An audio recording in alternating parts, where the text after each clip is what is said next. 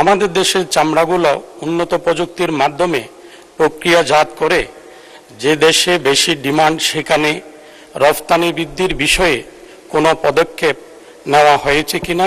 মূলত হাজারীবাগ থেকে যখন চামড়া শিল্প স্থানান্তরিত হয় সাভারে, সেই স্থানান্তরের উদ্দেশ্যটা ঠিক ছিল, কিন্তু বাস্তবায়নটা ঠিক হয় নাই, ভালোভাবে হয় নাই। মাননীয় সদস্য জনাব আলহাজ জসিমউদ্দিন আহমেদ, চট্টগ্রাম 14।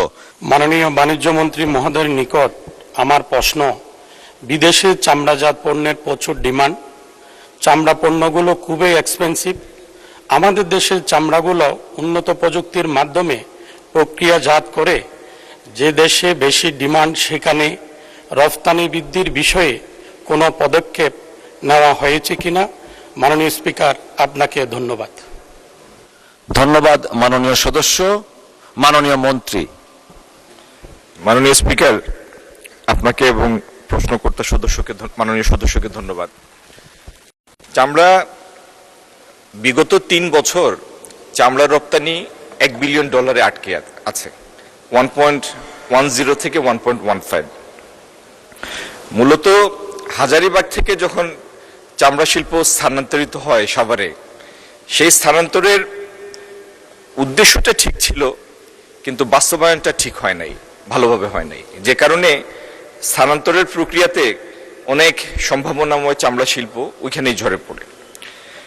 আরেকটি সমস্যা হচ্ছে মাননীয় স্পিকার, এই কারণে চামড়া প্রক্রিয়াজাতকরণের ক্ষমতা আগে যা ছিল তার তুলনায় উল্লেখযোগ্যভাবে কমে গিয়েছে, এবং এটার প্রতিফলনটা পাওয়া যায় প্রত্যেক বছর কুরবানির সময়। কুরবানির সময় আগে যত চামড়া ব্যবসায়ীরা যত ক্রেতা ছিলেন, ব্যবসায়ী ক্রেতা, এখন সেই পরিমাণটা আশঙ্কাজনকভাবে কমে গিয়েছে, যে কারণে চামড়া সংরক্ষণে সমস্যা হয়।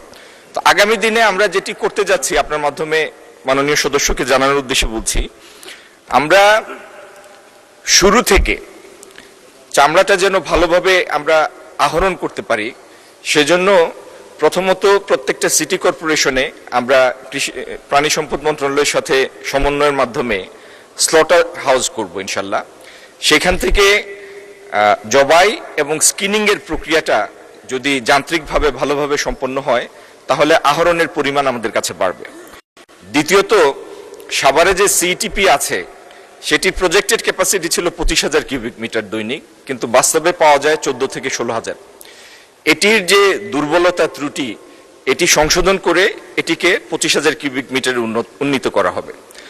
আর অন্য যেগুলি একটা নির্ধারিত সাইজের উপরে যতগুলি ট্যানারি আছে, তাদের প্রত্যেকে যেন নিজস্ব ইটিপি করতে পারেন, সেই জন্য কারিগরি এবং আর্থিক সহযোগিতা এই সরকার দিবে, সেইভাবে আমরা পরিকল্পনা করছি।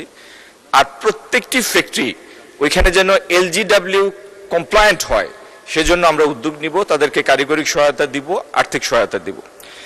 মাননীয় স্পিকার, আপনার মাধ্যমে জানাতে চাই, যদি এই কাজগুলি আমরা সম্পন্ন করতে পারি, ইনশাল্লাহ দেশের স্বার্থে করতেই হবে, তাহলে চামড়া শিল্পটি একটি বিকল্প খাত হিসাবে আবির্ভূত হবে, এবং এই খাতের এক্সপোর্ট পটেনশিয়াল $10 বিলিয়নের উপরে। ধন্যবাদ মাননীয় স্পিকার।